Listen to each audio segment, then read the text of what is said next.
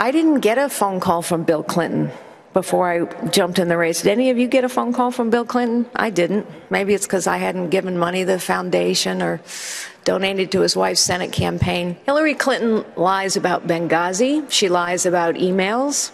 She is still defending Planned Parenthood, and she is still her party's front runner. 2016 is going to be a fight between conservatism and a Democrat Party that is undermining the very character of this nation. We need a nominee who is going to throw every punch, not pull punches, and someone who cannot stumble before he even gets into the ring. When the Fox News Facebook 5 p.m. debate wrapped, Kayleigh Fiorina was the most searched candidate on Google. With me now, political prospect editor Kayleigh McEnany and Solidarity Strategist President Chuck Rocha on the former Hewlett-Packard CEO's social media win. Kayleigh, will this change the direction of Kayleigh Fiorina's campaign?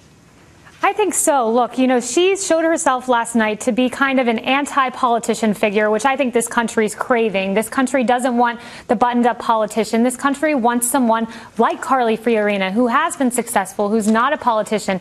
And I have to say, what a welcome contrast to Hillary Clinton. In Kayleigh Fiorina, you have a woman who made it from secretary to CEO by herself without the aid of the political clout of her husband. You have someone who's honest, who's engaged in appropriate business practices, unlike Hillary Clinton. So, I think she's a nice contrast, and she'll succeed because of it. Chuck, what do you make of what Kayleigh just said, and then the fact that Kayleigh Fiorina and Donald Trump may be two birds of a feather in the sense that they both come from business, they both don't have a lot of political expertise, but it feels like people are responding to their messages?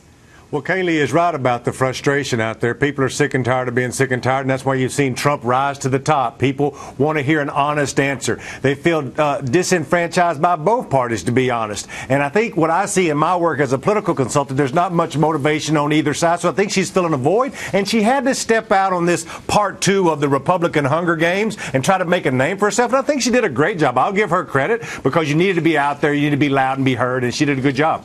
She certainly did do a good job. In fact, before the second debate started, she actually on Twitter was also, I mentioned Google, but also on Twitter was the most searched for and talked about candidate.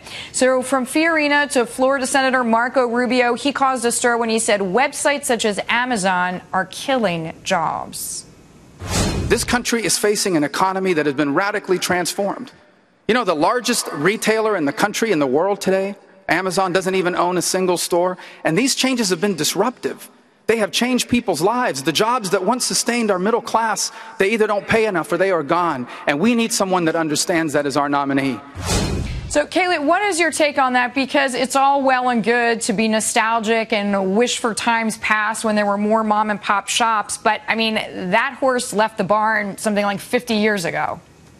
It's true, but I think Marco Rubio was trying to get at the point that there are a lot of people in this economy who are still hurting, and particularly middle-class families with depressed wages.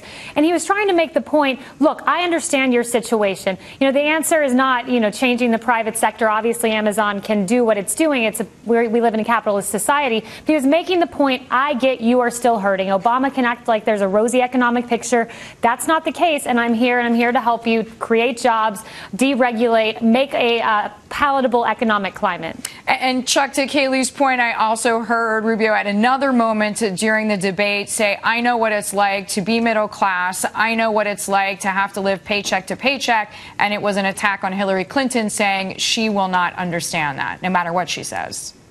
I disagree with everything Rubio said last night and all of his policy positions, A. But B, I think he did a remarkably good job, and he was my winner last night, because he has to differentiate himself amongst his whole crowd of people to voters in Iowa and New Hampshire and South Carolina and there's first 3 states for him to have any kind of a chance. I thought he looked very presidential. Even though I differ with him on policy, I thought it was a good night for him. And talking about a common struggle is a good thing for any politician. It's a good thing for any politician, and what was clear, and again, I'm using social media metrics, the economy, the #1 searched, discussed, talked about topic between Facebook and Twitter and other social platforms.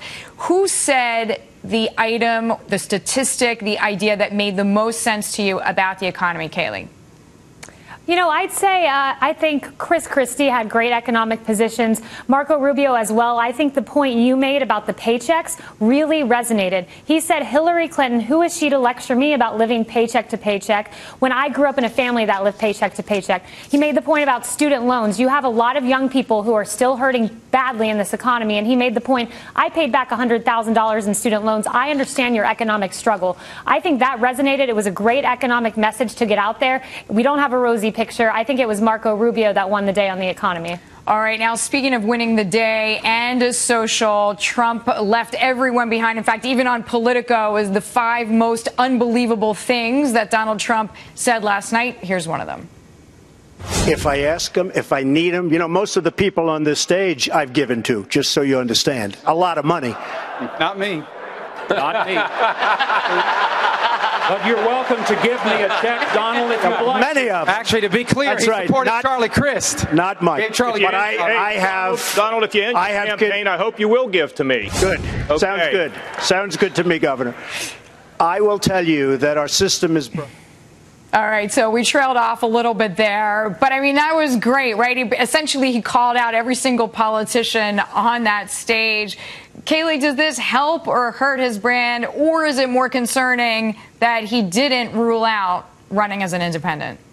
That, to me, is the worst thing that Trump could have done. I was sitting in a room of a number of Republicans, and the first thing out of Trump's mouth is that he wouldn't rule out a third-party run. Every single Republican in the room said Trump lost them there, and I have to agree with that. That's saying to me and saying to every Republican out there, I have Trump in mind. I don't have the betterment of the Republican brand, the Republican Party, and the country in mind. That's a huge problem, and I think it will turn off a lot of Republicans. Chuck, how do you see Donald Trump for the GOP? Is he invigorating the debate? Is he part of the reason that there's a lot of fire? And I mean, listen, he was a celebrity talk show host, a reality show host, and that seems to be paying off from a media perspective for him. Let me disagree with Kayleigh for just a moment about the Donald Trump voters. I don't think the people who are truly backing him or backing a Ted Cruz or a Carson care about the Republican Party. They care about their frustration. And these 3 people are talking the talk that they want to hear about Washington has forgotten about me, and I'm not a politician, and I'm going to say this truth, even if it may backfire on me. I have been sitting around, and I've been doing politics for 20 years. I've never seen anything not stick to a politician like Donald Trump. I just keep eating my popcorn, sitting back and watching for the explosion. All right. Well, explosion and fireworks we certainly got. I thank you both for the time. Kayleigh McEnany, she is a political prospect. Chuck Rocha joining us there from Solidarity Strategies.